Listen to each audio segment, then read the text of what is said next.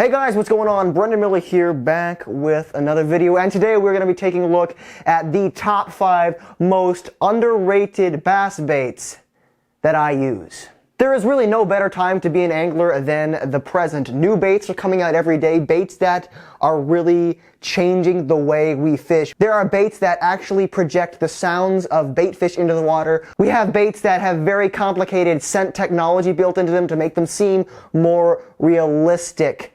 But today we're not taking a look at any of those baits. We're taking a look at some baits that bass anglers tend to overlook. The first bait being the humble spoon. Now, I have used spoons ever since I was a kid, and usually people use spoons for fishing for pike and for trout and stuff like that, but let me tell you, they are very effective for bass. For instance, I used to fish them when I was a kid just starting out, and I caught plenty of bass. They're a very simple bait to use. You basically throw them out and crank them in, like a crankbait. Same principle. Take a look at this footage right here where I caught a really nice bass with just a simple spoon. Okay, that's something. Oh, whoa, whoa, whoa! Oh my goodness, I got a huge bass on. No way. Look at this toad.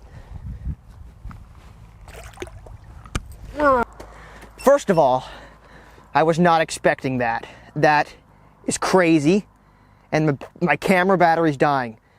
This is a good 3-pound fish. It's fat, it's healthy. It slammed that jig and spoon that I got in my mystery tackle box. As you guys saw, the spoon is a very effective lure, especially when you are vertical jigging. It can be very, very effective, but I also encourage you, don't just vertical jig it, cast it and reel it in like you would a crankbait or a swim bait. You'll be surprised at how many fish you catch. The second bait kind of goes hand in hand, the inline spinner. Now, we all use spinner baits for bass, which are these big, kind of weird looking things with skirts and blades on them, and those work great, but an inline spinner is also very effective. Again, these baits are used mostly for fishing for trout and muskie and pike and stuff like that, but they are very effective for bass. I have caught plenty of bass, especially smallmouth bass, with spinners. I always like to have an inline spinner in my tackle box no matter where I go, because sometimes when I'm fishing a new body of water, I'm not really sure what kind of fish are in there. It's just easy to tie on a spinner. This thing does not just catch bass, it catches pretty much any predatory fish out there, so it's a great bait, an essential bait to have in your tackle box. The next underlooked bait is the small or micro-sized crankbaits. Now, a lot of people use these again for panfish and for trout and for crappie, but I have had some tremendous success with these baits. I've caught fish in excess of 4 pounds with these things, so they do not just catch small fish. Here's another clip of a video I filmed recently where I was using a tiny little lipless crankbait. I caught a really nice fish. Oh, there he is. I saw him wake it. This is a good fish too. Oh, wow. Ugh. That is the fish I'm talking about. Thank you, Jesus. I was praying I'd catch one this big. Look at this thing. That's almost 4 pounds right there. So as you can see, little crankbaits can catch nice big fish. These baits are especially effective when the water is really cold. I really love tying on a small crankbait when I want to cover water, but yet I want to keep a finesse aspect to my fishing. Now the next bait's going to sound a little weird. Vintage lures.